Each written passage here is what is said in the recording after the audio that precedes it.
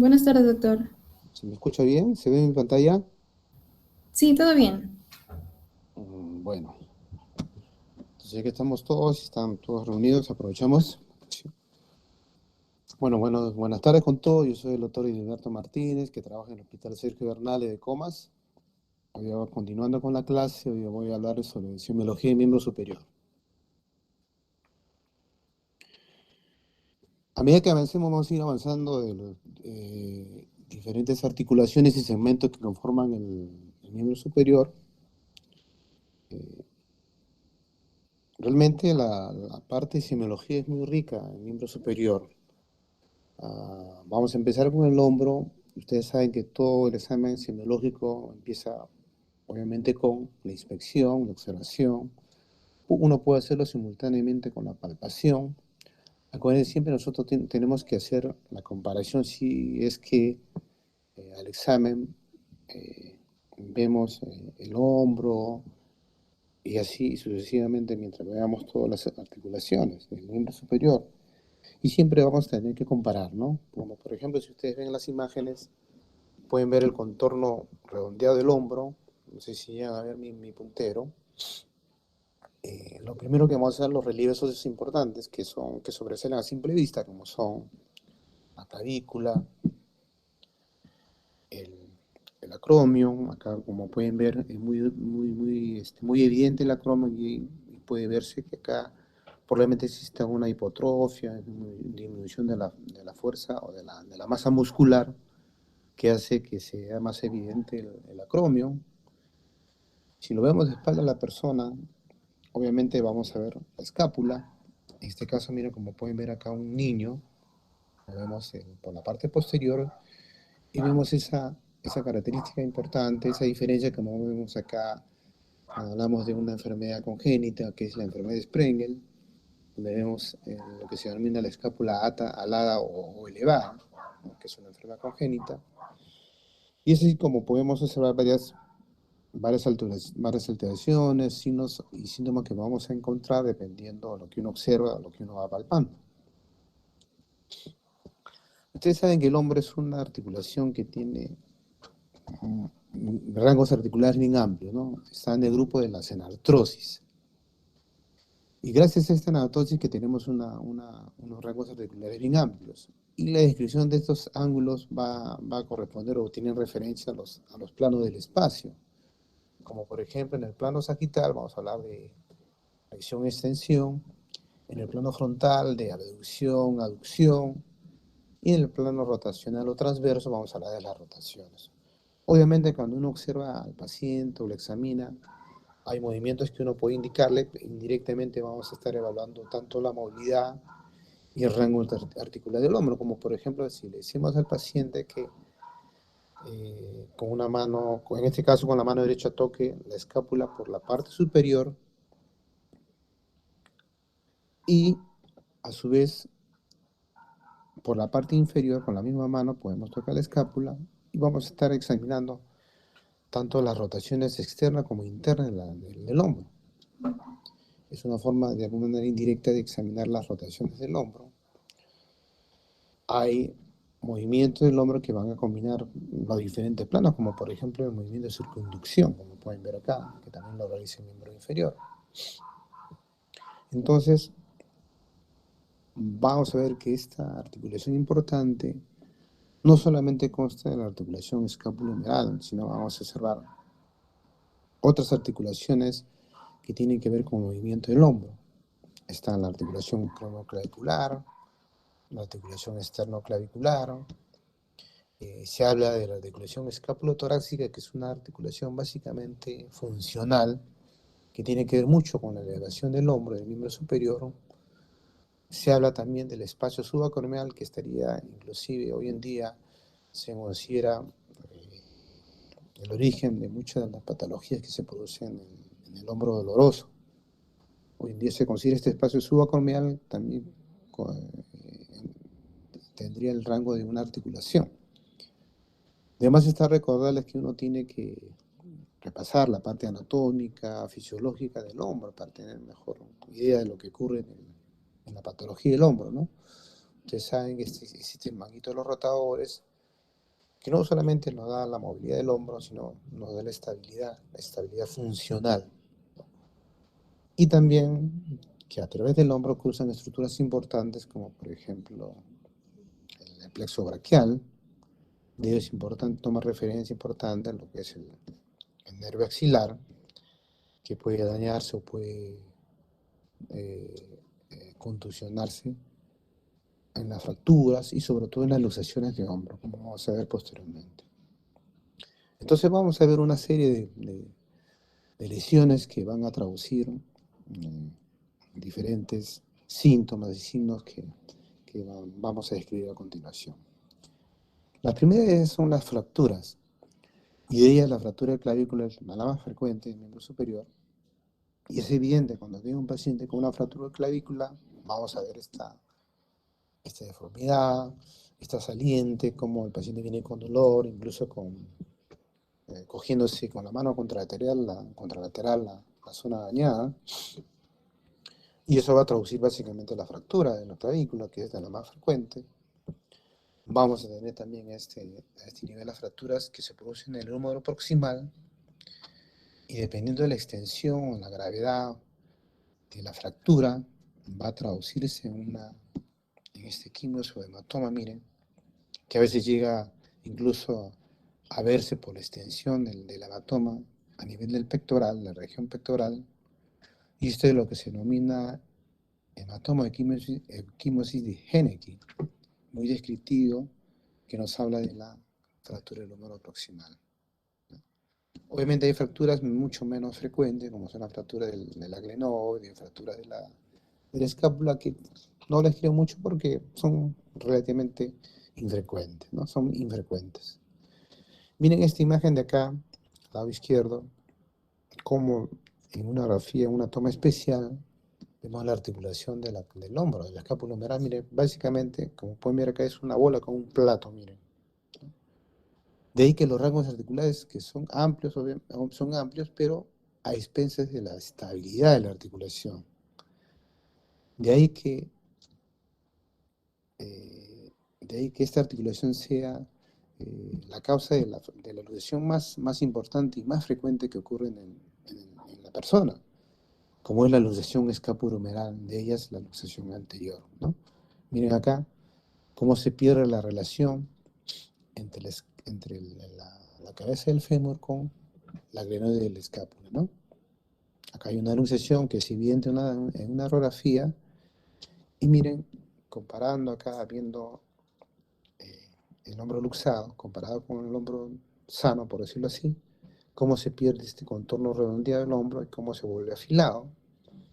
Esto es lo que se denomina el signo de la charretera. Se denomina así el signo de la charretera porque imita esos uniformes de los militares, con estas sombreras, miren, de borde agudo. Eso es lo que se denomina charretera. De ahí que cuando tengo un hombro luxado, una luxación anterior de escapulohumeral, este signo muy característico que imita esta forma de la sombrera de los militares, que se llama el signo de la charretera. Y el paciente viene en esta postura, una postura muy clásica. El paciente no quiere ni que se le toque, ni que se mueva el hombro, con mucho dolor. Esta es la postura de Saul. Es una postura muy característica que vienen los pacientes cuando tienen luxación, cuando hay fractura. Es muy característica esta postura. Hay que diferenciarla de otra luxación que también le sigue en frecuencia a este grupo de luxaciones, como es la luxación acromioclavicular, miren. Y acá nos da el signo de la tecla del piano, ¿no? Porque al querer reducir, al hacer una presión a nivel de la clavícula, reducimos, y si la soltamos, vuelve a luxarse. De ahí ese nombre del signo de la tecla del piano, ¿no? Y hay que diferenciar la luxación anterior. ¿Por qué? Porque si uno es muy cauto, muy exhaustivo en su examen, se va a dar cuenta que la luxación más importante, como es la escápula humeral, está conservada. Obviamente el paciente va a tener dolor, sobre todo a la elevación o la deducción, pero las rotaciones probablemente esté conservada. Entonces hay que tener cuidado para diferenciar estados de luxaciones, porque el tratamiento es diferente, ¿ya? Y sobre todo si el paciente es subido de peso, es atlético, a veces a la visión la imagen tiende a confundir, de que si es un signo de la charretera o es un signo de la tecla del piano. En esta zona del hombro también vamos a tener las lesiones del manguito rotador. Hoy en día son bastante frecuentes. Antiguamente se mencionaba esta lesión del manguito rotador en las personas de la tercera edad.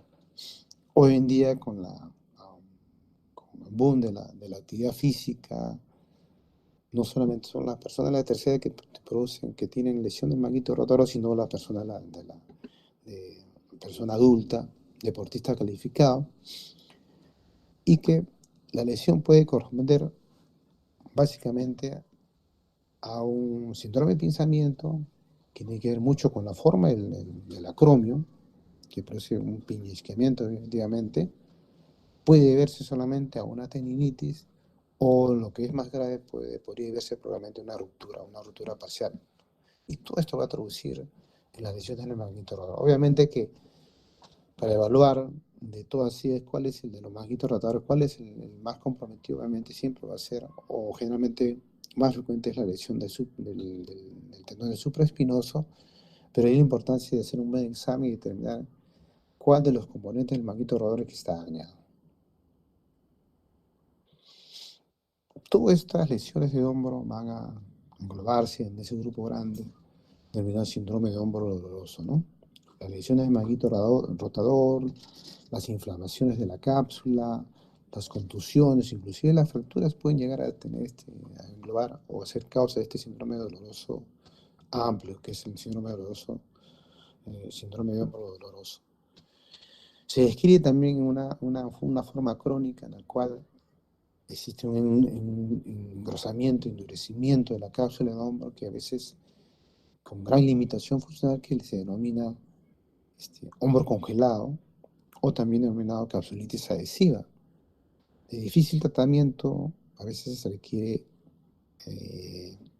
tratamiento de revisión prolongados, infiltraciones, analgésicos, y se describe acá porque es básicamente es como si fuera una lesión crónica que muchas veces el paciente lo deja helado y que va afectando y al final efectivamente tenemos gran limitación funcional, de ahí el nombre que le da la descripción como es el hombro congelado.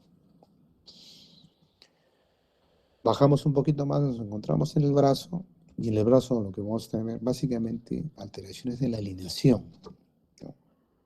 De estas alteraciones de la alineación vamos a tener las fracturas de húmero, las fracturas de diáfisis humeral, miren, ¿no? Que al paciente vamos a observarlo con gran aumento de volumen, deformidad, equimosis importante, como pueden ver acá, y que inclusive uno puede describir esta lesión que puede presentarse, inclusive se describe hasta en el 30% de las fracturas de diáfisis humeral, como son las lesiones del nervio radial, que nos da una mano péndula, una limitación en la extensión, que traduce básicamente una lesión del nervio radial, que a veces requiere una exploración quirúrgica. Entonces hay que estar pendiente cuando estemos ante una fractura de la diáfisis humeral.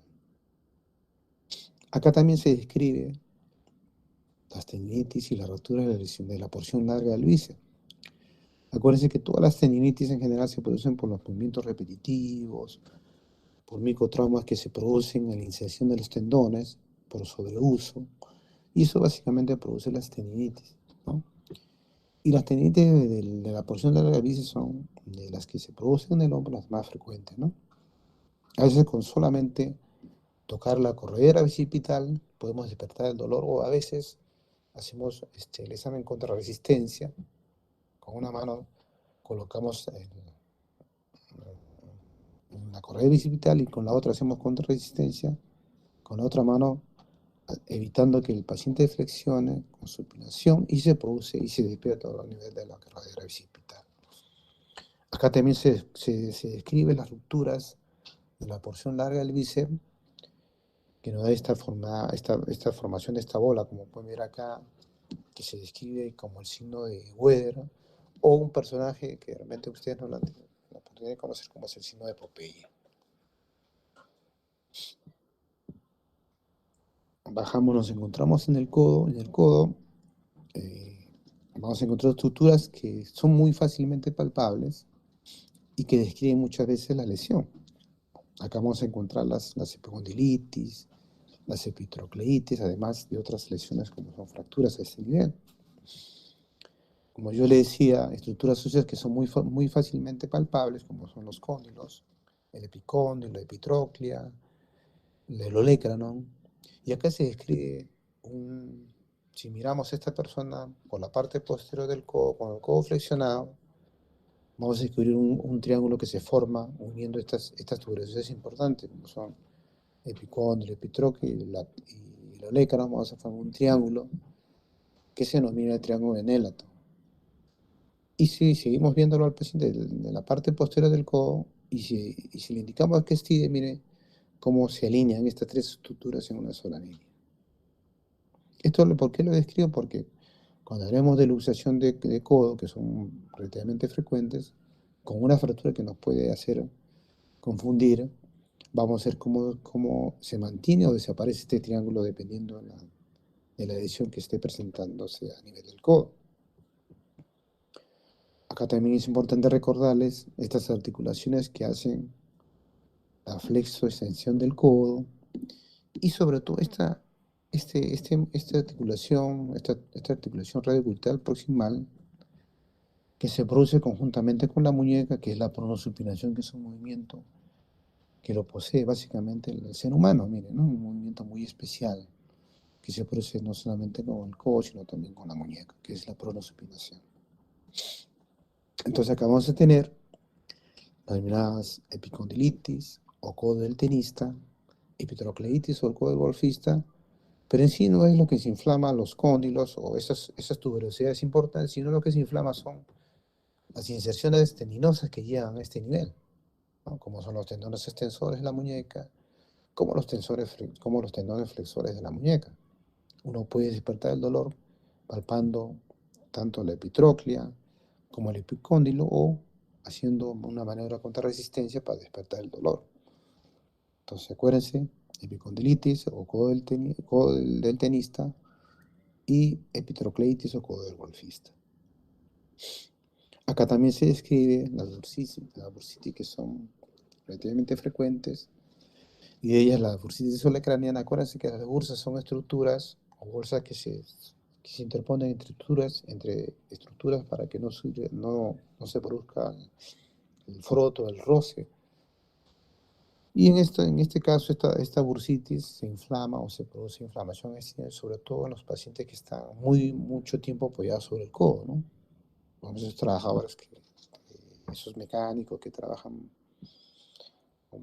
con la boca hacia arriba, con el codo presionado sobre el suelo, esos son los que se producen básicamente estas bursitis, estas inflamaciones de las bursas. Miren. Y también, como les decía anteriormente, las luxaciones posterolaterales, las posteriores, como se describen así, son las más frecuentes que se producen en el codo. Miren. Y el que yo les decía, si veo posteriormente, miren, este triángulo que se forma tan bonito entre estas estructuras, cómo desaparece en una luxación. Y cómo en una fractura supracondila puede persistir este triángulo en el que yo le decía, pero en una luxación como que este triángulo desaparece, ¿no? Es una forma indirectamente de saber si es que estamos ante una luxación o una fractura. Acá también se describe lo que se denomina el codo de niñera o pronación dolorosa, que se produce, como pueden ver las imágenes, cuando traccionamos con cierta pronación a un niño de menor de 5 años y que de alguna manera se produce una subluxación de la cabeza radio, inclusive a veces queda atrapado el ligamento anular y produce un bloqueo con dolor del codo, ¿no? El niño viene con mucho dolor, que no puede flexionar ni extender el codo. Llega a la emergencia así, uno le toma la radiografía, no se ve evidencia de la luxación, no se ve fractura, pero por lo que nos cuenta el que le cuida al niño, el papá, que hizo la maniobra, la tracción, Entonces el niño viene con dolor. Entonces hacemos algo tan simple, traccionamos el antebrazo con cierta supinación y automáticamente regresa la cabeza raya a su sitio. Y con eso el paciente empieza a movilizar automáticamente, sin dolor, el codo, a flexionar y extender el codo. Acá vamos a ver también, cuando ustedes hagan las guardias en sus centros, en sus hospitales, la fractura de codo. De ellas, esta fractura de codo puede corresponder pues, a una fractura del olecrano, a una fractura de cabeza radio, de la coronoides, y van a traducir, o vamos a observar aumento de volumen, deformidad, como pueden ver acá. Lo que sí se escribe con bastante frecuencia son las fracturas supracondilias que se producen en los niños. Miren, estas son fracturas pues, que se producen por encima de los cóndilos. A veces con gran desplazamiento, como ven esta imagen de acá, que a veces lo primero, además de la enfermedad que uno observa, tiene que examinar y observar que probablemente no esté habiendo una compresión, un daño en la parte vascular o nerviosa del miembro superior. De ahí que es importante, además de examinar el aumento de volumen, la equimosis, hay que examinar cómo está la vascularidad, la inervación, ¿no? Porque eso a veces es mucho más importante que la fractura. Bajamos y nos encontramos en el antebrazo, y acá también vamos por frecuencia, vamos a ver alteraciones de su alineación. En los niños existe cierta plasticidad en los huesos largos, que a veces se angulan y que inclusive se fracturan. Solamente una cortical es la típica fractura en tallo verde, miren, ¿no? Donde se rompe una cortical y la otra está íntegra, da cierta deformidad, como pueden ver acá, cierta angulación, o se fracturó, tuvo una fractura completa, que da esta deformidad bien marcada, como pueden ver acá. Acá les hago recordar nuevamente este movimiento muy característico, muy especial, como es la pronosupinación, que es importantísimo. Inclusive hoy en día se considera que la membrana interósea entre el cúbito y el radio se considera como una nueva articulación. De que hoy en día han cambiado los tratamientos cuando se produce una fractura en un adulto, sobre todo cuando se ocurre una fractura de cúbito, de radio, de uno de ellos o de los dos. Entonces acá también se describe unas fracturas muy especiales que tienen nombre propio, como son la fractura de Montella, la fractura de Galeazzi. Miren, la luxofractura de Montella es una fractura de la diáfisis del cúbito con luxación de la cabeza radio, como pueden ver acá. Y lo inverso, la fractura de Galeazzi, que es una fractura de la diáfisis del radio, como pueden ver acá, con una luxación de la radio cubital distal. Obviamente el paciente viene con dolor, con deformidad. Y lo curioso, lo más resaltante de estas luxaciones especiales es que uno resuelve las fracturas y automáticamente la luxación se resuelve, sobre todo cuando son agudas. En otras palabras, no hay que hacer ningún gesto quirúrgico agregado, solamente reducimos las fracturas y automáticamente las luxaciones se resuelven. Es algo muy característico, estas luxofracturas que probablemente le van a decir en el examen, por eso se la menciono. Mucho más raro, que también se describe, son las sinostosis. ¿Qué cosas son las sinostosis? Las sinostosis son fusión de dos huesos donde no debe existir, ¿no? Como por ejemplo, una sinostosis reocubital proximal congénita. Miren, esto no debe existir. Miren otra imagen por acá. ¿Qué se va a limitar? Lo que yo les mencionaba anteriormente, la pronosupinación. A veces pasa desapercibida hasta cierta edad.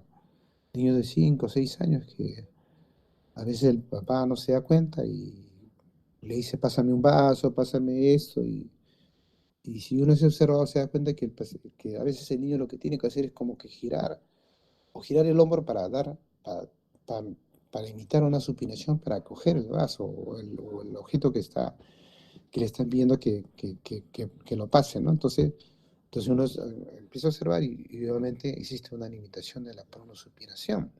Va a estar bloqueada la pronosupinación por esta fusión que no debe existir, por esta sinostosis. Realmente se presenta en niños mejor dicho, es evidente en niños. eh, a veces uno no se da cuenta, pero se puede presentar. Nos encontramos en la muñeca, y acuérdense de que la muñeca, eh, y estoy seguro que lo van a ver cuando hagan las guardias en sus hospitales, acá se presenta la fractura, una de las fracturas más frecuentes que se producen, sobre todo en las mujeres de la tercera edad, y que son producto de la osteoporosis, ¿no? Como son las fracturas de radio distal o fracturas de muñeca propiamente dichas. Acá también vamos a observar lesiones hoy en día que tienen que ver lesiones de tipo laboral, ¿no?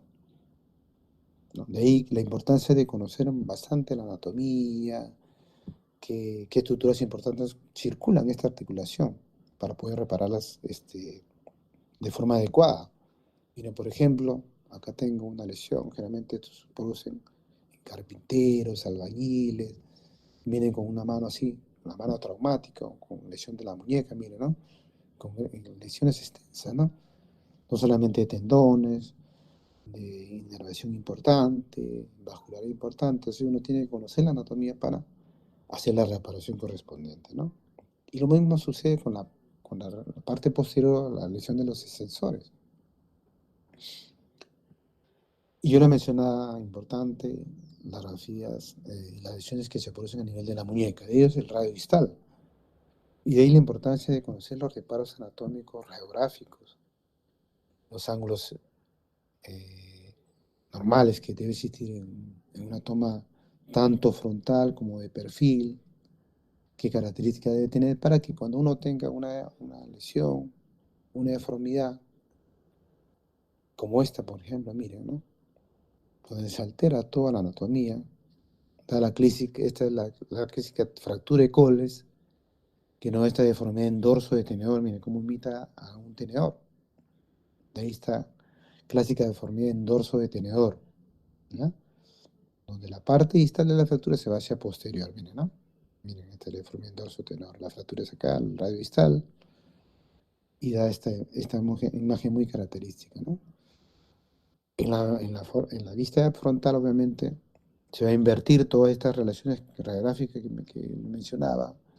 Da una deformidad, esta deformidad en bayoneta, como pueden ver acá, donde se invierten las relaciones de estas dos estructuras que van a conformar la muñeca, y obviamente en diferentes fracturas que puedan presentarse pueden dar esta misma imagen. Acá también vamos a tener los clásicos gangliones. ¿Qué son los gangliones? Básicamente son quistes sinoviales que se producen a nivel de la muñeca, a nivel de las vainas tendinosas de los tendones que recorren la muñeca, y va a producir estos quistes, por suerte, benignos, que dan esta tumoración, que es evidente, ¿no? Y que a veces solamente los observamos, o a veces el crecimiento hace presión por continuidad a estructuras importantes.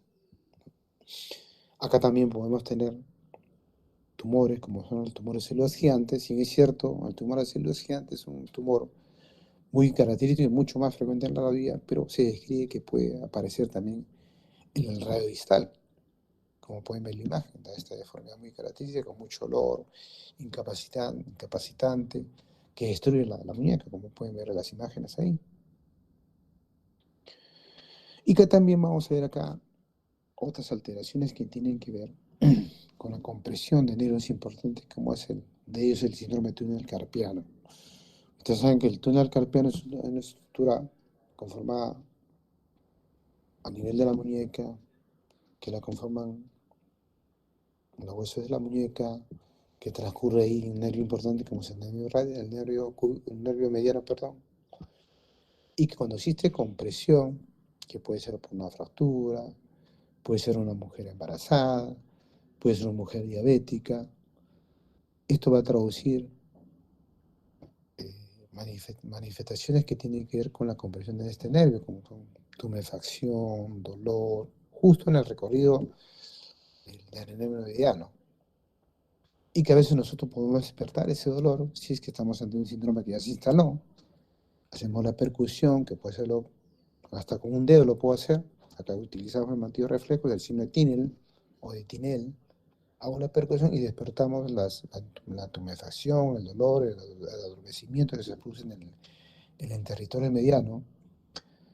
Podemos hacer la maniobra de Fallen o Falén, como pueden ver acá la imagen de este joven, con el dorso, el dorso de las manos interpuestas, hacemos cierta compresión a este nivel de la muñeca. Y si las manifestaciones empiezan a aparecer antes del minuto, ya estamos probablemente ante un síndrome de túnel carpiano.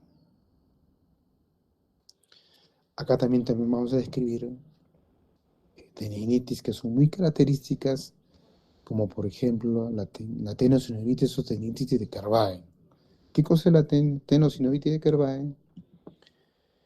Nuevamente repetirles, por movimientos repetitivos, uso excesivo de esta región de tanto el extensor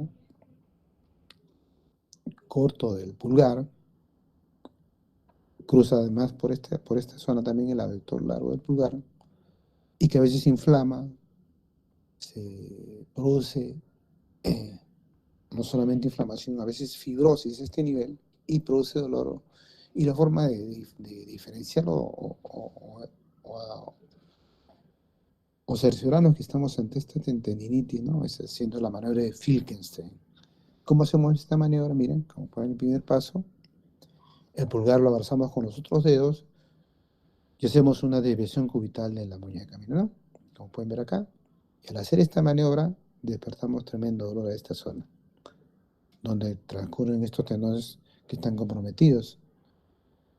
Y esto nos habla de la tendinitis de Kervain o tenosinovitis de Kervain. ¿Con qué maniobra? Con la maniobra de Filkenstein. Por último, nos encontramos en la mano, y en la mano vamos a ver una variedad de alteraciones, ¿no? Muy rica en semiología. Vamos a ver alteraciones de forma, del tamaño, de su número, alteraciones que tienen que ver con enfermedades degenerativas, con fibrosis, como vamos a ver a continuación. Vamos a ver las acromegalias, miren, las macrodactilias, hay que diferenciarlas con la acromegalia, que no la tratamos, la maneja generalmente el endocrinólogo, ¿no? Ese es otro manejo. Las macrodactilias, que son crecimientos excesivos que por hipervascularidad, ¿no? Generalmente el segundo o tercer dedo, como pueden ver acá. A veces ese crecimiento excesivo limita la función, que lo único que hay que hacer probablemente a veces es amputaciones de estos dedos, de crecimiento exagerado, como son las macrodactilias. Vamos a tener las polidactilias, como pueden ver ahí, los dedos supernumerados, inclusive a veces no solamente es la parte blanda que se duplica, sino todo un radio completo, como pueden ver, miren acá, metatarsiano, falanges, todo completo, miren, como esta mano de acá. O lo que se denomina las sindactilias, que es la fusión no solamente de partes blandas de los dedos, sino también puede haber una unión, no solamente, sino una unión como si fuera una sinostosis, una unión de los huesos a este nivel, ¿no? Esto es lo que se denomina la sindactilia. Puede haber polisindactilia, ¿no? Huesos, perdón, dedos supernumerados, inclusive fusionados, ¿no? No son las polisindactilias. Acá vamos a tener también la contractura o fibrosis de Dupuytren. En sí no es una contractura, sino lo que realmente es una fibrosis. ¿Por qué? No se sabe la causa hasta la fecha. Se produce una fibrosis de la fascia palmar, que empieza a engrosarse, a fibrosarse, y empieza a coger o a traccionar los tendones flexores tanto del cuarto como del quinto dedo, miren, ¿no? Es tanto la fibrosis que inclusive a veces es tanto la limitación que llega a producir una gran limitación de la mano. En los inicios uno tiene que hacer liberación de esta fibrosis. A veces es tan limitante que acabamos en amputación. Miren, ¿no? Lo grave que puede ser. Acá también vamos a observar los nódulos artrósicos, ¿no? Hasta los nódulos que ustedes deben conocer, como son los nódulos de Eberle y los de Bouchard, ¿no? Los de Eberle generalmente más característicos en las personas así familiares que tienen artrosis no solamente de rodillas, sino en las manos. Y estos son los nudos de Bouchard que se ven generalmente en las artritis reumatoidea. En la mano reumática, en la artritis reumatoidea también vamos a tener alteraciones de la metacarpofalange, como pueden ver acá, con estas desviaciones de la, en desviaciones cubitales de los dedos, como pueden ver ahí. Y también acá vamos a encontrar alteraciones propiamente de los dedos, además de las fracturas y luxaciones que vamos a encontrar. Vamos a tener nuevamente los gangliones que pueden producirse en la vaina de los tendones, vuelvo a repetir.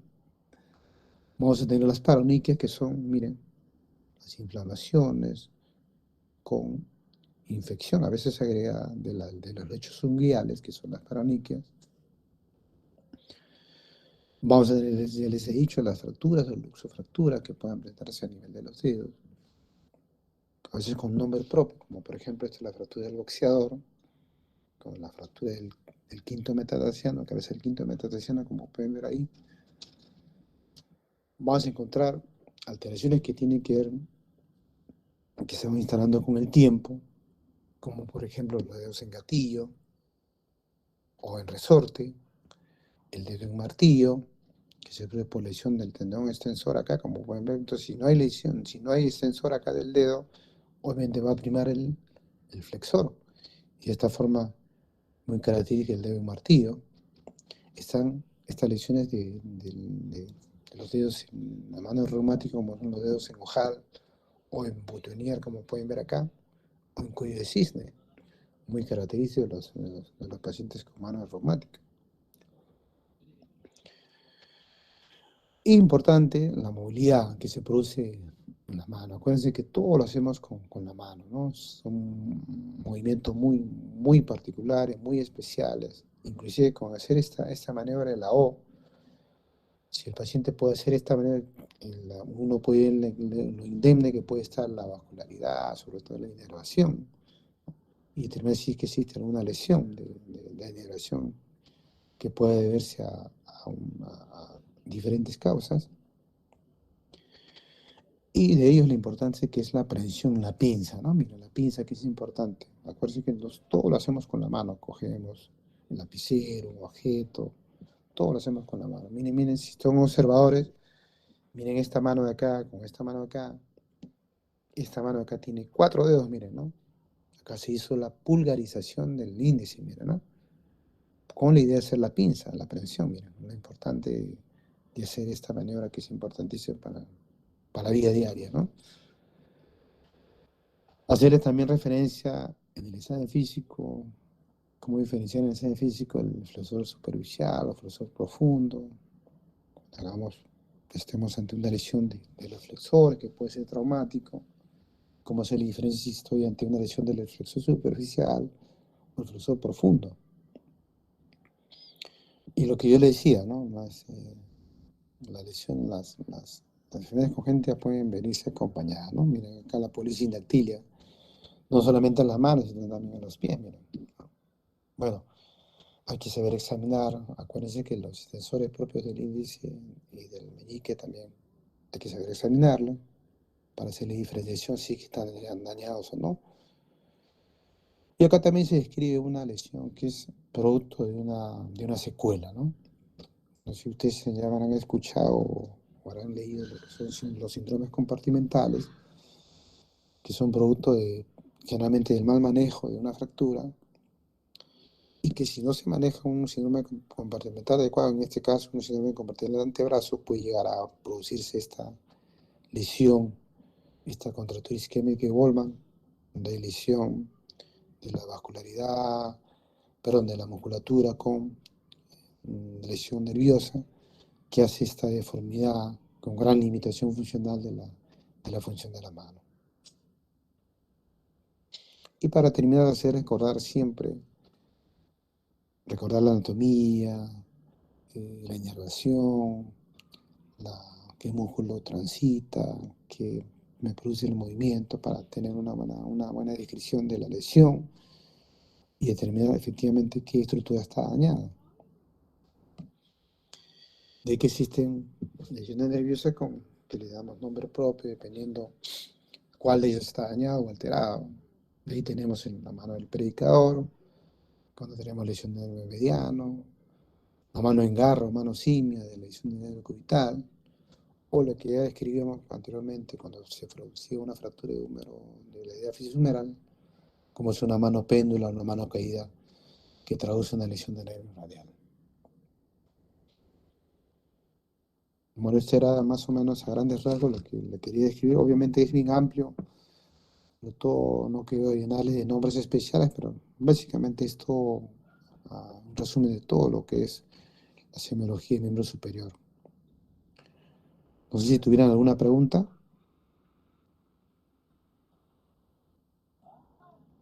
Sí, ¿Aló? ¿Sí? ¿me escucha, doctor? Sí, sí. Buenas tardes. Sí, una consulta tenía. Respecto a una tendinitis en caso de gestantes, dijo, no sé, ¿a qué se debe? Porque como Allá, que, ajá, sí. por ejemplo, mire, a una gestante, sobre todo más que a la gestante, eh, a la que recién ha dado luz, mire, ¿no?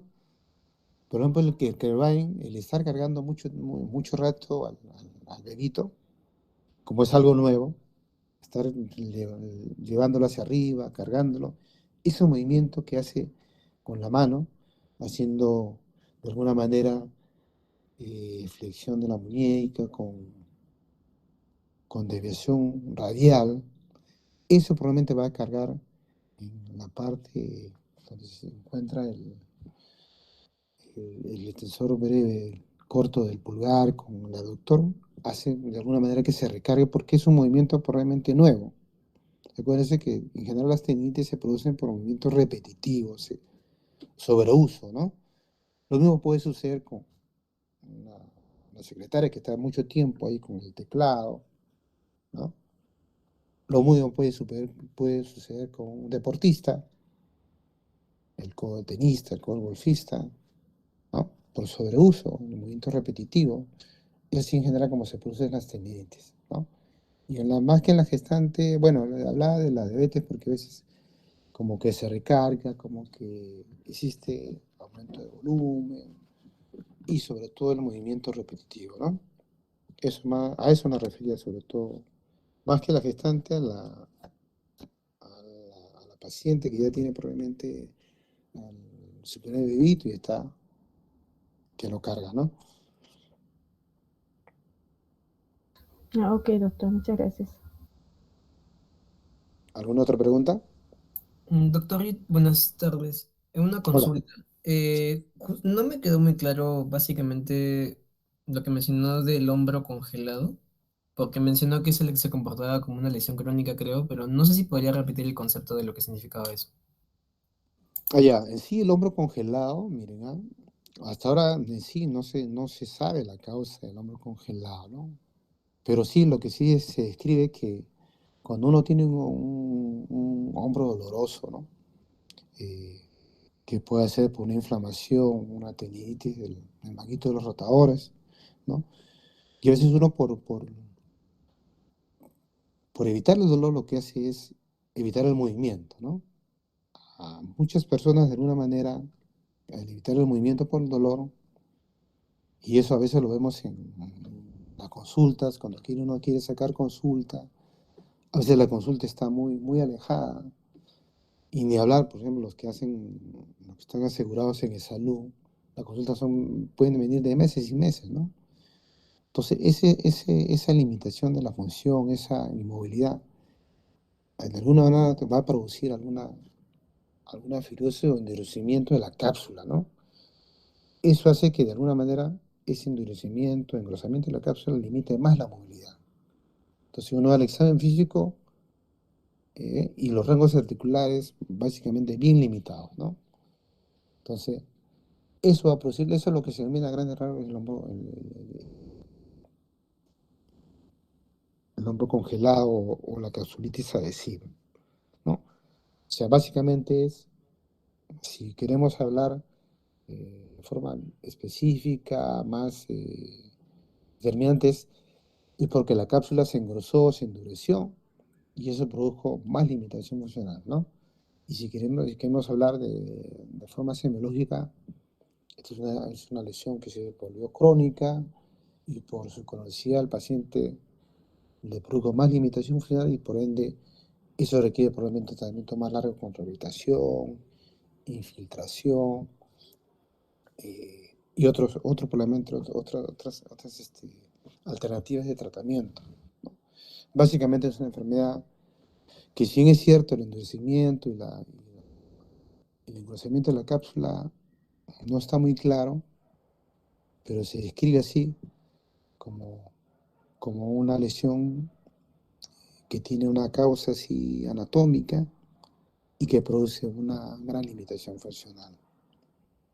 Ahora, esto no es sinónimo de un síndrome doloroso. El síndrome doloroso es un sinnúmero de causas, ¿no? Una fractura, una inflamación, un magneto de los rotadores, una simple caída, una, que a veces con el tiempo el magneto de los rotadores por el uso empieza a degenerar, se empieza a producir ese dolor. Los pacientes de la tercera edad, ¿no? Todo eso engloba lo que se denomina el síndrome de óvulo doloroso, ¿no?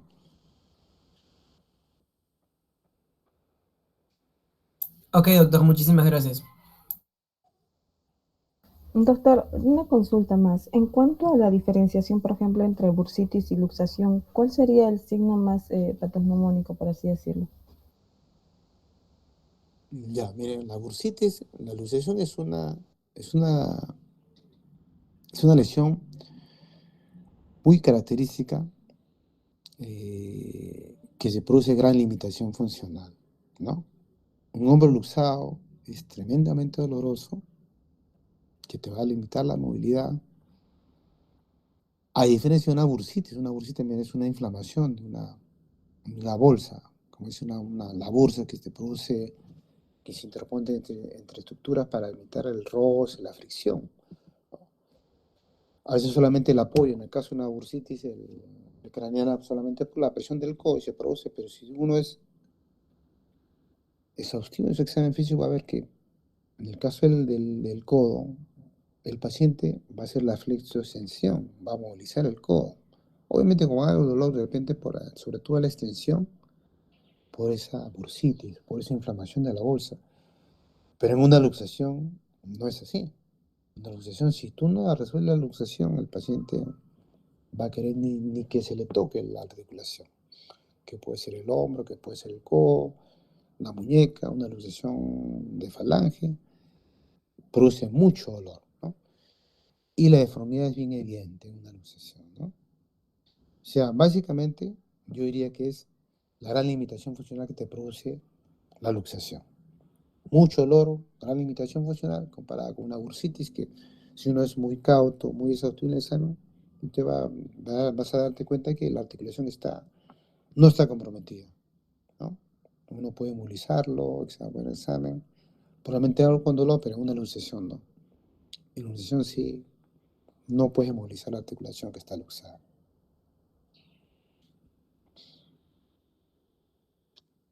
Ok, doctor, muchas gracias.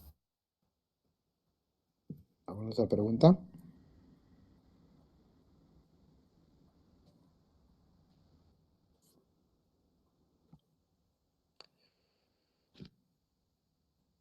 Bueno, igual le voy a pasar las diapositivas, me olvidé pasarle a la delegada, lo voy a pasar ahorita en el acto, voy a pasarle las diapositivas para que las tengan, ¿ya?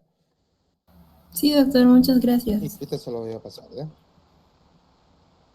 Bueno, creo que no hay más preguntas, deben estar un poquito cansados probablemente. Bueno, entonces, acá lo dejamos. Te deseo suerte, buenas guardias, aprovechen la rotación. Ok, doctor, muchas gracias. Hasta luego. No, gracias a Listo, ustedes. Gracias, doctor, doctor. bendiciones, cuídese mucho. Gracias.